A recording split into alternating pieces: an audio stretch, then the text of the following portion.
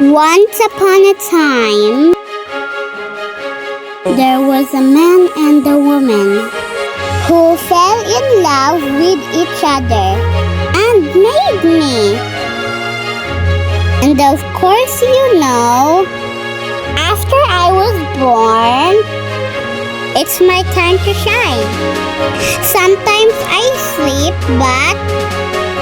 but most of the time, I don't. Sometimes, I do drama. Sometimes, I make them happy.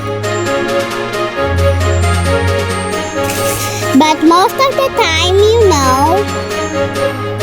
this is me for 1 year before today. So I want you all to enjoy this day with me.